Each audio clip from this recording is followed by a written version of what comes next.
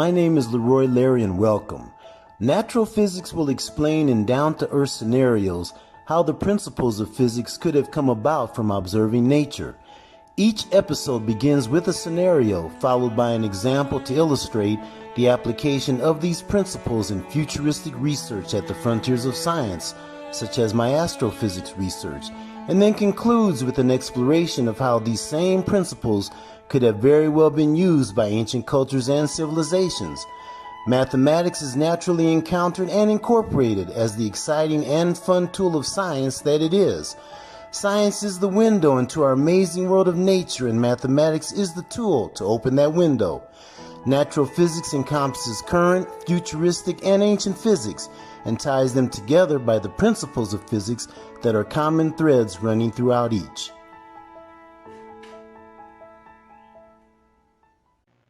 Greetings. Greetings. I'm Leroy Larry, and welcome to Natural Physics, live from Costa Rica. I found out last Friday that we have 3,000 listeners around the globe. That is just so awesome. Thank you so much. Thank you so much. And I memorized this. These are the countries that were listed in the statistics report. Sounds real fancy, right? Okay. United States, Colombia, Germany, Singapore, Canada, Japan, the United Kingdom, the Netherlands, Spain, and India. That is just so cool. Hey, and I want to make sure that y'all know that there's a video that you can watch anytime. Like right now, as we're broadcasting our podcast, we're being live streamed on Facebook, Twitch, and YouTube. I don't know a whole lot about Twitch. Kind of a funky name, right? Twitch, like Twitch. Okay, but anyway, and as these are being live streamed, they're being recorded. So you can go and watch them anytime. Just go to Facebook, for example, click on videos and type in Natural Physics Episode 1, and we'll come up. And another thing, I found out that after every Wednesday's broadcast, it's rebroadcast on Fridays at 7:30 p.m. Costa Rica time. Okay, now I gotta say this. 7:30 on a Friday night. Back in the day, you're talking Dallas and Miami Vice. And you don't even want to get me started on Miami Vice. That's one of my favorite TV shows. Probably the only TV show I watched every week. Okay, I just want to make sure that y'all were aware, because there's really cool videos that we play that you might miss out on by just listening. So yeah, check out the video live stream at your convenience. Okay. Now, our sphere, our 10-ton sphere. Okay. Now, we instinctively know that it's going to be easier to roll it as opposed to pushing it in a straight line across the ground, right? We just know that. But again, back to the equations of physics and math, there's actually equations that tell us why it's easier, or that it would be easier to roll it as opposed to pushing it. And it involves friction. Okay? Now, we've all experienced friction, right? You walk across a carpet with friction and you actually get a shock if you touch something. Friction, which is the phenomenon in nature that describes when one surface rubs against another surface. And again, we all just instinctively know about that. But how awesome is it that somebody, again, with a whole lot of experimentation, tried to figure out how to describe that phenomena through mathematical equations. So let's take our sphere, 10 tons, right? The weight of it, gravity acting upon its mass of 9,300 kilograms. Okay, so we talked about the work involved in moving it, right? Which would basically be to pick it up and walk a certain distance. From physics, the equation is the work that would be involved, say, for example, of picking it up, or let's say the Hulk, the Hulk picking it up, right? And walking 1 meter. The physics equation that describes the amount of work that the Hulk did in doing that is the weight of our sphere, 10 tons, times the distance that he walked in carrying it, 1 meter. Now, again, you want to be a scientist, you have to be consistent. We stay within the meter, kilogram, second system. So we would have to convert those, well, we already got, okay. So work is equal to force times distance, okay? Mass times gravity times the distance. We have our mass of 9,300 kilograms. We have gravity, 9.8 meters per second squared, okay?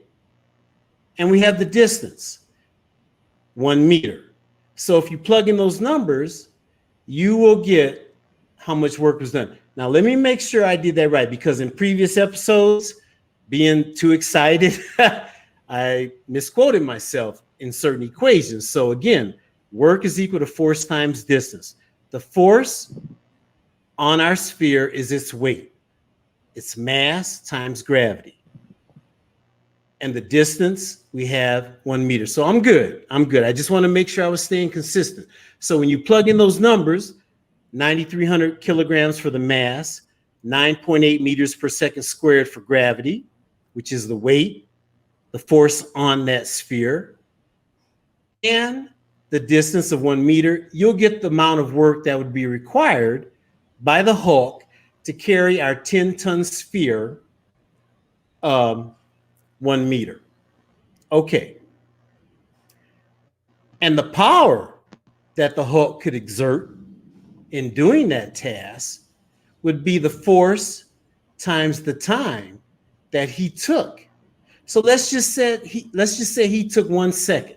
Let's say the Hulk could pick up our 10-ton sphere, and in 1 meter, he could do that in 1 second. So the power that he exerted in doing that would be the weight of our sphere, mass times gravity, times the time that he took to do that, 1 second. Okay. But now we're really talking about human beings. The Hulk is a comic book character. Human beings millennia ago that somehow were able to transport this 10-ton sphere. The human capability to do that. Okay. So they had to instinctively deal with friction. Were they going to push it or roll it? Do you ever think that there was a reason why they made it a sphere, that it was easily transported? Because instinctively, again, we know that it's going to be easier to roll it than to push it. And you know why that is? Because the contact of our sphere with the surface of the earth is more if we push it as opposed to if we roll it, right? You roll it, different elements of its surface are in contact with the ground a very short amount of time compared to if you push it. If you push it at the bottom of the sphere, there's going to be an area that's going to be basically constantly in contact with the ground. And that area is going to stay constant as you push it. Whereas rolling it, just a little bitty part of the sphere is in contact with the surface, with the ground as you roll it. Much, much less amount of friction. Now in physics, there's an equation that involves what's called the coefficient of friction. Sounds real fancy, doesn't it? Whoa, coefficient of friction. What could that be, right? All it means is that the amount of contact that one surface has with another surface. That's it. There's a coefficient of static friction, and there's a coefficient of kinetic friction. And all it says is that static friction is something when something is just sitting there. I'm sitting in my chair here, static friction. Okay? But if I was to kind of start moving back and forth, you got movement, coefficient of kinetic friction. That's all it is. That's all it is, okay? Equations, fancy terms, they describe what we already instinctively perceive with our senses. And our senses are the most important things in the world. It's how we interact with nature. We have 5 senses, and we use them to interact with nature. Okay, so again, instinctively we know that it's going to be less friction to roll that 10-ton sphere as opposed to pushing it. So I have a couple of videos I'm going to show that illustrate that phenomena. Now, remember how we talked about how special Costa Rica is with respect to the rest of the world, with respect to whoever built these spheres picked this locality. So that's very cool. And you know we have the blue zone here in Costa Rica, right? The area, there's 5 blue zones in the world where people live longer. One is here. I think one is in Singapore, Denmark. I forget the other 2, but what if the spheres are involved with that? Longevity of life, right? Who knows? Maybe we'll find out by using physics and mathematics. So now I'm going to play these 2 videos, and I want you to think about my theory that this ancient indigenous peoples actually knew about rotational motion. The word in physics for motion is kinematics, kinetic energy, the energy of motion, as opposed to potential energy, the energy of something stationary within the Earth's gravitational field. What if these people knew that using rotational physics, that the amount of friction involved in transporting that sphere would be less by rolling it as opposed to pushing it? And when you think about that, then there's modes of transportation you can use that you're going to see in these 2 videos. Hey, you dig a trough in the earth, you roll it, there you go. Now, before we get to these videos, I must mention that, as I said, my first encounter with a Costa Rican sphere was on the University of Costa Rica. But actually, I had actually encountered a sphere before that, in high school, no less. Okay, get this. Now, there's this book, if you can see it, Gods from Outer Space. Now, the author is Eric von Däniken, who had written a previous book called Chariots of the Gods. And he had a lot of sensational theories about the alien connection with the human race. And some of his theories are not to be discounted. I mean, they're out there, but whenever you think out the box, you're going to be out there. That's what the world needs. Think outside the box. So von Däniken had these theories. He looked at different archaeological evidence and made his connections with the possibility of extraterrestrial influence. Okay, that's a very cool field. And you know about the recent government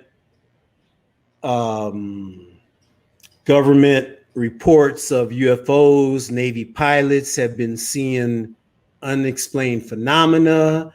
The government discounted it. Started from Roswell. back in 1949. And so there's a lot of interesting things happening with UFOs now. I mean, the government is actually admitting that they're observing technology that we don't have, and hopefully China and Russia doesn't have, right? That would not be a good thing. No, not in their hands. Okay. No, not even. So again, there's real things going on right now.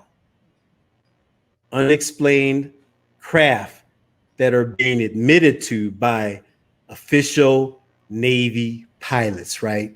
One of them even said she wouldn't have come forth with what she saw unless the other pilots did. Okay. So, hey, it's real. It's real.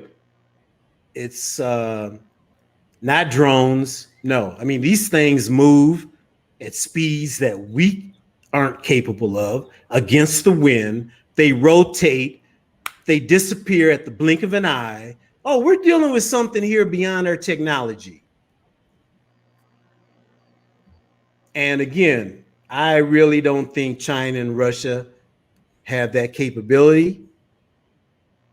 So unless Atlantis is down in the ocean somewhere sending up spacecraft, there's only one explanation for where this could be coming from, right? I mean, come on. And you've seen illustrations of the deep galaxy, the universe. Thousands of galaxies that contain millions of solar systems that have planets that orbit. I mean, you really think that we're it? Okay, I'm going to leave that subject because I don't want to get in trouble. All right, so back to our sphere. Okay, so we'll get to these videos so we can get to Mariella because, okay, last episode, Mariella talked about the fact that she has a friend who actually talked to the Baduka, and they told him that the spheres were meant to predict lunar eclipses. Now, okay, you have solar eclipses and you have lunar eclipses. And you know that a solar eclipse is when the moon passes between the sun and the earth. And a lunar eclipse is when the earth passes between the sun and the moon. So the fact that not only these spheres predicted eclipses, but lunar eclipses, right? Which are distinctly different from solar eclipses. Distinctly different. And as I said in the last episode, it was my first, I've read a lot of literature about the spheres, archaeological and whatnot. And literally, this was my first time hearing that that they were meant to predict lunar eclipses and that they had a calendar, just like the ancient Egyptians, just like the Mayan, the Aztec, right? So what we're going to do, I'm so excited about this. You know, I was excited about thinking I had discovered, oh, our sphere is 100 tons. Okay, 10 tons, all good. But what if we're able to reconstruct? And Mariella mentioned that the current day indigenous peoples do not know how to use the spheres as a calendar. They do not know how to use this calendar to predict lunar eclipses, whether it was forgotten or whether they were told not to tell. But how cool of an endeavor, especially with the recently discovered sphere that was reported in the media. And again, it's just kind of jacked up that a lot of the spheres were removed from their positions, their original positions. In science, it's called in situ, IN space SITU, in situ. That's where it was. Unfortunately, many of them were removed. And some of them were even blown up because there was a myth that there was gold in the middle of them. So there's no way for us to know the original positions of these spheres, but let's endeavor to try to maybe reconstruct that ancient Baruka lunar eclipse calendar. Huh? How cool would that be if we could do that? All right. So I'm going to hand it over to Mariella. Oh, we're going to play these videos, 2 videos. And again, think about the rotational kinematics involved, right? And I got to say, the second video, I never knew the title of that game was Shoot the Moon. Never knew that. My first contact with it was 8 years old, the Boys Club of Omaha. I remember that game. And interestingly enough, I remember playing it from the opposite end. When you watch it, you'll see what I mean. We started from the other end and did it, okay? Oh, and before we leave, the spheres, my connection. First time encountering a sphere, 2013, University of Costa Rica. But get this. In this book that I showed you earlier, okay, which I read as a sophomore in high school, I was 15 years old, on page 84, there's this. Okay. I don't know if you can see it, but it's the Costa Rican sphere. Okay? Costa Rican sphere right there. Yeah, it says,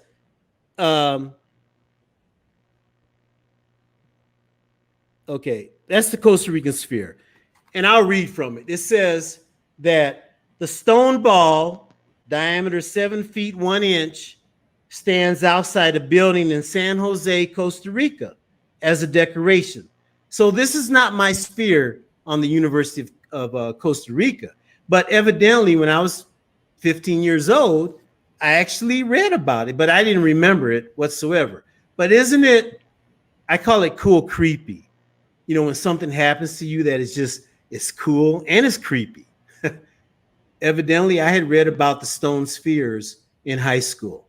And here I am in Costa Rica, actually able to stand next to one. So again, let's play these 2 videos about the fact that these primitive people, they did physics, kinematic, rotational kinematic, rotational motion as opposed to straight line motion where you have more friction sliding something across the surface as opposed to just rolling it. Okay, please, let's play these videos. All right.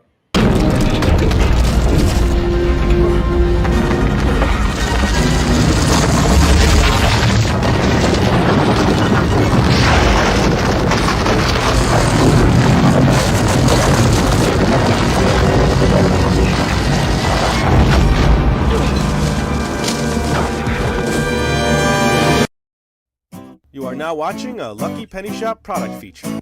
Hey, it's Lucky Penny Shop, and it's time for a game called Shoot the Moon. This was manufactured by WMF Druk & Sons. I'm reading down here in Grand Rapids, Michigan. This game has been out for quite a long time. They still make it. They have this as game number 1959. Fun for the entire family. It goes by other names as well, so maybe you've seen it as another name, but it's still the same principle. You put the game on a level surface. Now that's important. Level. Place rods in parallel position with ball at lower end. By spreading the rods apart, maneuver the ball to drop in the 5,000 or best possible score. If ball falls in earth pocket, you lose 250 points. High score wins. Any number may play. Well, there you go. The box is in okay shape. It looks pretty neat. The graphics on the side.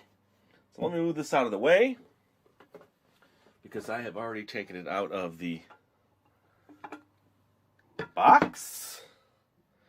And this is Shoot the Moon. So what you're doing is you're placing the ball way down there, which I'll show you in just a second, because I do want to flip it over. So it's just a wood base, and you see this constructed. You can actually make this. People make this on their own. but this one here has the point structure. Let me show you that. So there is the Earth, that's the minus 250. First is 250. 500 is second. 1,000 is third. 2,000 is fourth. And when you shoot the moon, you've got 5,000 points. All right. So, remember what it said? Make sure things are level. Well, here's a level. This will tell me if my table is level from left to right. And as you can see, it's pretty spot on. So we'll leave that level there. Then I need to level the table from the other direction.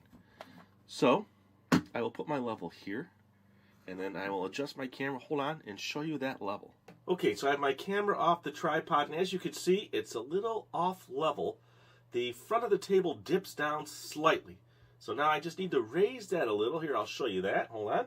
So if I raise this side of the level about that much, it makes the level pretty spot on. So let me show you now so you see how level we are. Okay, so now we're pretty level, almost exactly within tolerances, 1/16 of an inch maybe, one direction or the other.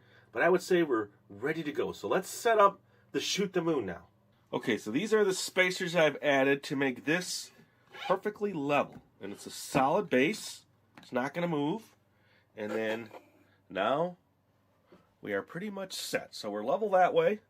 We're still level this way. And I will move this level. This level is sitting on the paper. Okay. So you can see it right here. It's still level. We're good to go. I just need to maneuver this way now. Okay. Can you see this level? Why am I going to these extremes? Because if you watch people do this, you got to make sure that it's level, because they can kind of trick you and move it off level. So let me put the ball up there. And let me go a little higher here so we can get the whole thing in perspective. I need to back up just a little. Lots of prep for a simple little game, huh?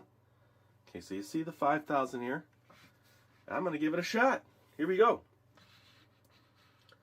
Need to move this just a little so I have a little room on the right here with my hands. Okay.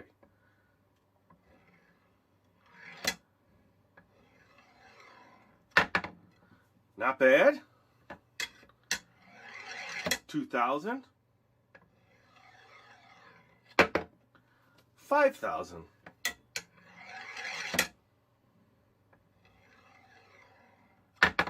2,000. Ooh, 250. Oh, off the board.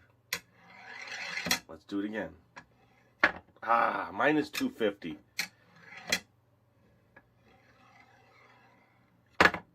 2,000. Ooh, I didn't drop it soon enough.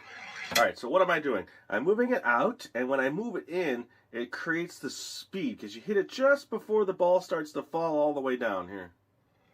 Ooh, that didn't work there.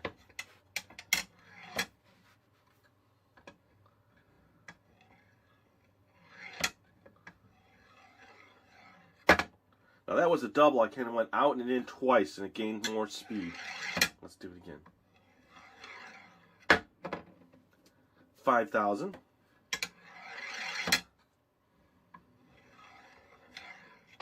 See that one? Another 5,000.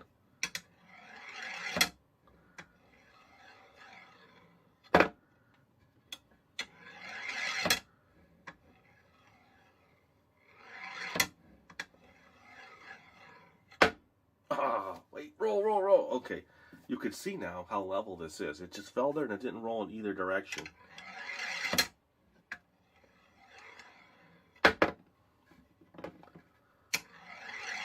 Now I make it look easy, don't I? Well, I have to admit, I practiced for a little while just to make sure I got some skills going. You know, it's not as easy as I'm appearing it to be, actually.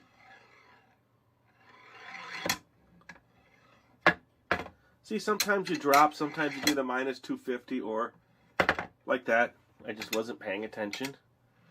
Now, it looks like there's a copyright on here of 1959, so I wonder if this is a Real old version of it. I don't know if 1959... Now, that could be the copyright that the game was invented. Not when this game was made. Ooh. I will keep going. Bad. I wonder if anybody's been writing down my score up till this point.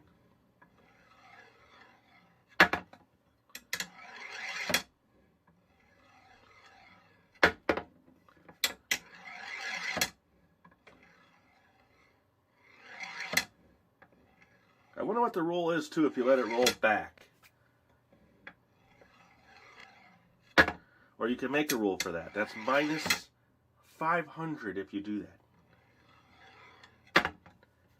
Sometimes I let it roll back because I know it's not going to make it, and I'll just start over.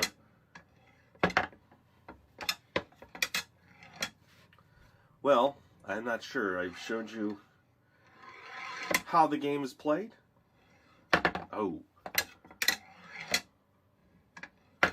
Oh, now I'm going worse. All right, here we go. Last time. Let's see if I can get to 5,000 on the last try.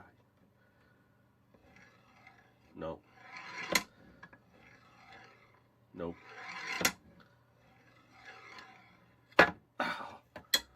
Well, for me, it's fun. I find it challenging to try to figure it out. So leave a comment below if this was one of your favorite games or you remember family time playing this and everybody tried to get that 5,000.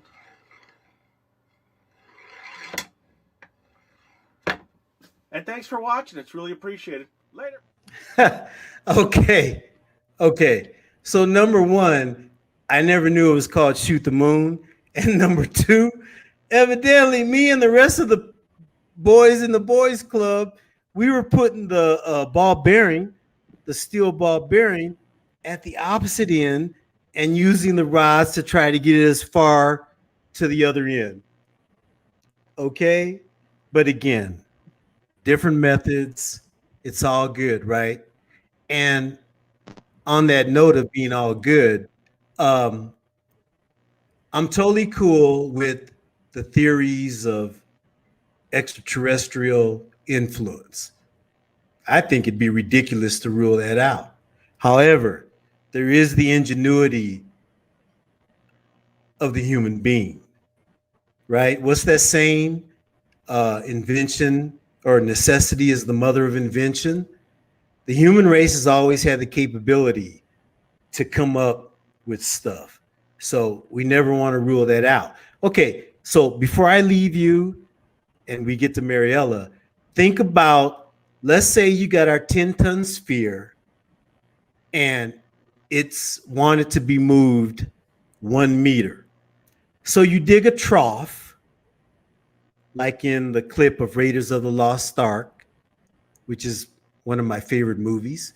You dig a trough 1 meter in length at an incline, and you get enough individuals, male and female, or both, male and female, right?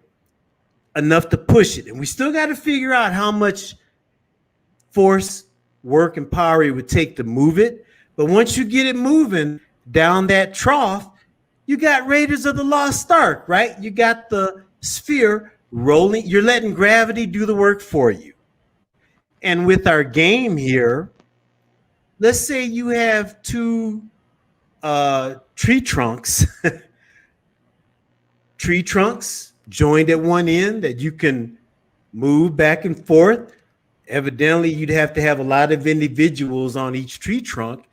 But let's say you were able to somehow get that sphere, or you dig underneath the sphere and you put two tree trunks, like the two rods in the game, and you hoist it up, and then you're able to do that. You're able to vary the width of the tree trunks with the 10-ton sphere on it to move it. Just thinking different things. Again, our ancient ancestors were ingenious. They obviously knew things that we do not know. So I will leave you with this. I think it would be quite an endeavor to try to gain what knowledge there may still be about the Baduka lunar eclipse calendar and reconstruct that because it's been lost. It's like many of the other artifacts of ancient knowledge that have been lost, whether due to just forgetting or due to being told to forget. Okay, so let's go to Mariella. And evidently, a half hour is not going to do it for us this episode. Okay, we're good. Hey, Mariella. All right. Hey Leroy, how are you? I'm good, Mariella. How are you? I'm good, thanks.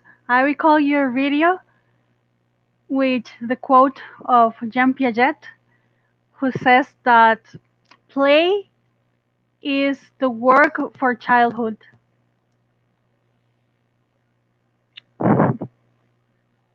My Play students, is for the work of. example, love to say that in the English class they were playing. Nice. Yes. Yes. Oh, and you know what? Let me just say let me just say one thing. You saying that you know somebody that actually Uh-huh. talked to the Baduka, that's, word of mouth, right? I mean, so many things of ancient knowledge that weren't written down are Right. communicated by word of mouth. So your friend who was told that by the Baduka, that's that's just so cool. Okay, I just want to say that. Okay, okay. Yes, definitely. Borucas hide or keep lots of information, amazing information. And I would like to share something to you today. We've been talking about the spheres that are located in their area, in the Boruca area, and I want to let you know who they are. I'm very happy for you to be here, and I'm so happy to be able to share information about my country, about Costa Rica with you. Borucas are an indigenous tribe located in Talamanca. It is 20 miles, around 20 miles from the Republic of Panama. They are known by their artistic, by their crafts. They create beautiful masks, and they have tried during the years, they have tried to, well, actually during the centuries, they have tried to keep their traditions. And there are some legends which I want to mention and to describe. For example, the one called the Diablitos, the devils. It is called the dance or the game of the devils. It means that, well, the villagers, the indigenous, wear their masks, their devils, and they try to reach or try to hit another one, which is a bull. It is a mask of a bull, and it represents the Spaniards. So it means they are fighting against the colonization. So in that case, they kept their traditions alive, and actually they can be self-governed. They are part of Costa Rica, who have their own government rules. I want to share one of the legends, which is called the two sisters, dos hermanas in Spanish. It says that in when they were young, when the two sisters were young, they used to go to the river and they spent lots of time on that river in the waterfall. So people started to ask why they were spending lots of time in the river, and they realized that the two sisters had a relationship. Probably they were in love with with a creature, with a strange creature, and they tried to separate the sisters to that creature, but they didn't want. The sisters didn't want to move away, and they kept going to the river. So the villagers decided to kill the sisters. So it is supposed that the souls or the spirits of the sisters are still alive, are still in that river, and they sometimes people in the village see that the river is red or there are bubbles, so they believe that those are manifestations from the sisters. It's very interesting. This legend is very interesting because of the spirituality and the creator, but also I when I was investigating and I saw some images, I saw the rocks in that river. The villagers say that they were made by elves, which is very interesting. And those rocks have shapes. They have different shapes. They look like bathtubs. They look like some animals. Actually, I saw one which was like an elephant. So I asked myself, how come an indigenous tribe built or created um, an elephant in a rock? And how did they or learned about an elephant? Those are some of the amazing, incredible stories that you can hear about the Borucas. But the most important is that they, until nowadays, they try to keep their traditions. They used to gather every night before the technology came to the village. They used to gather, and the elders used to tell these legends and stories. Of course, there are more legends, but I wanted to share with you this one about the devils and also the two sisters. As you can see, this culture have beliefs, they have spiritual thoughts, and it's very important. The religious part for them is really important nowadays.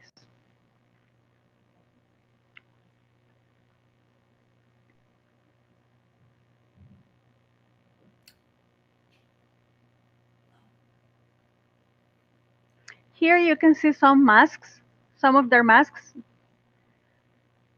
They are very colorful and detailed, as you can see. This is one of the devils. This is another one, colorful too. They are wooden made. And there is another one.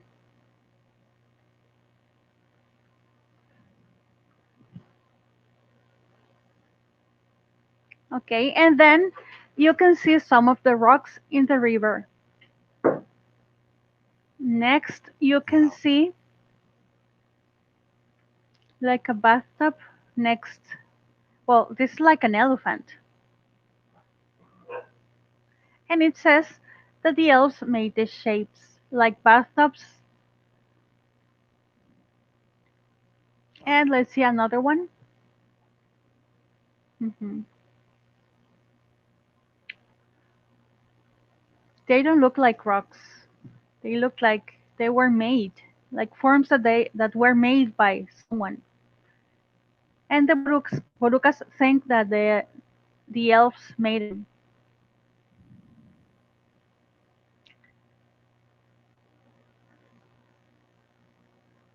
What do you think, Larry? Oh, that's so cool. And you know what, Mariella, it brings to mind that you know how in different parts of the world, indigenous peoples, they have a name for different localities.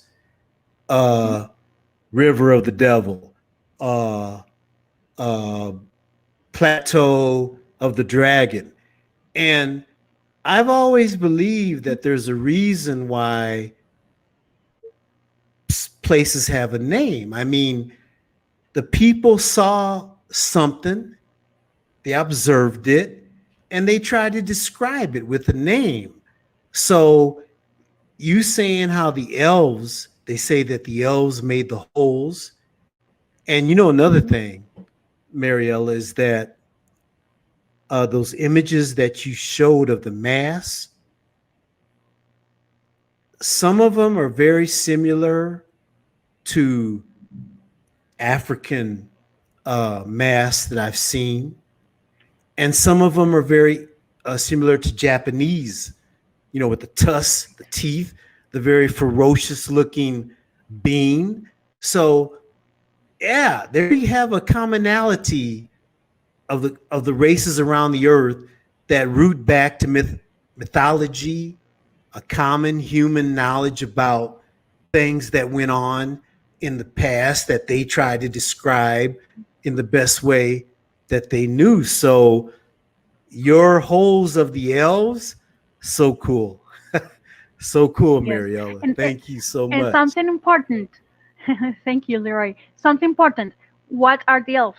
Are they real ones? Are they spiritual Yeah. creatures? Or You know, okay, I have an example. Now, huh? this might get me in trouble. I don't mind getting in trouble. Okay, what if you're an ancient human and you Uh-huh. observe somebody flying across the sky, right?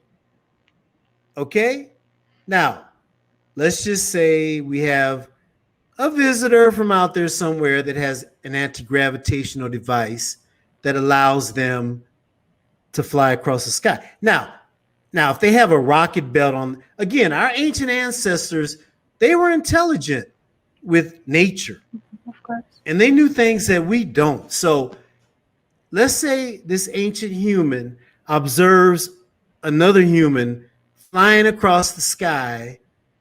They don't hear any kind of a noise like a rocket jet propulsion belt or anything. They just see somebody floating across the sky, flying. Now, as an ancient human, what is the only living creature you know of that can fly?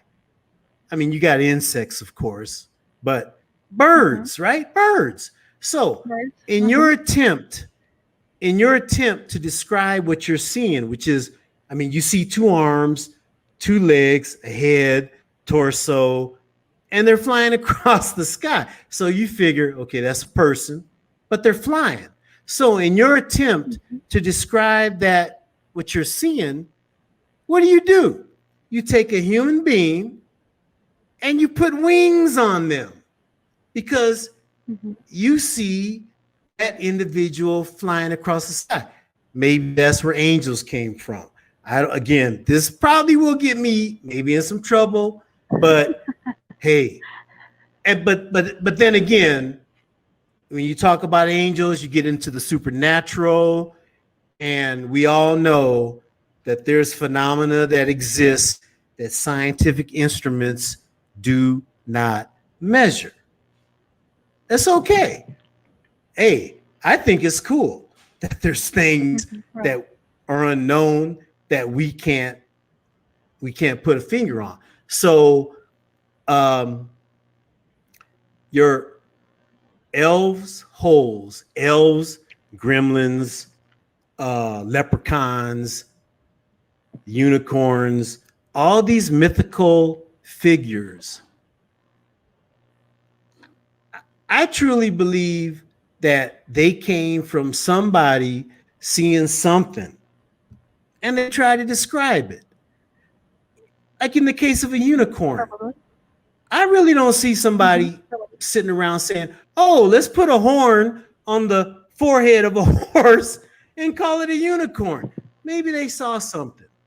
I mean, there's so many things that existed in the past that we have no knowledge of, was never written down, word of mouth. So with your, with the Baduka Uh-huh. and them telling your friend that the sphere, okay, this is what I'm thinking. Now, lunar eclipses are distinct from solar eclipses with respect to the Uh-huh. movement of the sun, the earth, the moon. So, for a Right. calendar to be based upon the movement of the moon, I think it Mm-hmm. would be so cool to try to figure out. In other words, I'm saying let's look at what solar eclipses are, the movement of the sun with respect to the earth Mm-hmm. moon system, and lunar eclipses, Mm-hmm. and then look at the spheres. Some of them are still in situ, they're still in their original locations. And who knows what ones are out there that haven't been discovered yet, that they're still in the ground. Mm-hmm. But Right. I'm very interested in seeing if there's a way to somehow correlate how would you place the positions of these spheres that would allow you to keep track of the movements of the moon with respect to the earth and with respect to the sun in order to have a lunar eclipse. I mean, that's just when you said that the spheres enabled the ancients to predict lunar eclipses, which is more, I'm not sure which one occurs more often, solar or lunar, but Mm-hmm. I'm kind of thinking lunar eclipses might be not as often. So you have a more specific Right. functionality of this calendar. So, and like I said, that Baruka calendar, which I never heard of before, is right up there with the Egyptian Mm-hmm. uh, Sothic calendar that's based on Sirius. Uh-huh. And as you mentioned, the Mayan calendar, it's right up there with it. Uh-huh. And I never knew. Right. I never knew that the Badukas had a calendar based on lunar eclipses. So for my part, I'm going to really start looking into that and seeing if we can somehow uh, get a start at and whether they've been told not to divulge that knowledge to the rest of the world or it's been forgotten. Wouldn't it'd be just cool to try to reconstruct what that Baduka lunar eclipse Right. calendar might have been. I think that'd be so cool. Right. So, I got my jollies for the day. Okay. Uh, and so, so Mary, yeah, I'm an astrophysicist, and I just, it's all tied together. Great. Nature. I mean, it's all nature, Great. as you said in that episode. Astronomy, astrophysics, Mm-hmm. all of it comes from nature. All of it. All of Right. it comes Right. from Definitely. our our ancestors trying to get a handle on nature. So, okay, um, okay, Mariella, we're coming up on an hour. I didn't know an hour could Right. pass so quickly, uh, and so we have 5 minutes. So, anything you would like to add that you've already awesomely added? Okay. Well, actually, what we wonder most is how they how the ancient or the indigenous got the information, because as you said, we can compare the well at those times there was only the Maya calendar, and that the masks have similarities with um what you said. I'm sorry. Oh, With the African and Jamaican. Japanese culture. Yeah. African. You said yes. And how they got those similarities, because nowadays we have lots of information that we can find from other cultures, but how they did at those times. Yes. Very Hmm. true. It's Very so true. interesting. And also another important thing that I would like to mention is that they say that before the technology came to the village, they used to gather, all the villagers used to gather to hear the stories of the elders. So probably they don't know now how to use the spheres, because now we have technology and we're supposed to predict eclipses, or to yes, to predict eclipses with our technology, with recent technology, Yes, right? satellites and yes, yes, Right. yes. Hmm. Uh, it's all good. Modern technology, and to couple that with ancient knowledge, can you imagine the portals? And I want to use that word. Can you imagine the portals that could be opened by combining that knowledge base? Uh, and so, again, this is part of our show. We have no bounds. And when I said the Twilight Zone meets Cosmos, this is exactly what I meant. I meant not discounting what ancient peoples said. I mean, they knew what they were talking about. There was a reason for them to say Right. the things. They weren't just making it up like, oh, in 3,000 years, somebody's going to, they're going to read this and they're going to say, oh, no, why would they? No reason to do that. It's not like the local royalty would bestow upon them riches because they said this and that. No, human beings, I think, they say what they saw. They say in the best of their ability to say they have no reason to make up things. So that's part of our show, and we will continue. So I see we have 1 minute left. So let me say to everybody out there, join us next week. Tune in. And Mariella, thank you so much. Oh, what you've opened, the fact that you have a personal connection with what the Badukas know, oh, that's unreal. Okay, Right. so everybody, it is so cool. It's so cool. Everybody, tune in next week. Join us. Same fat time, same fat channel.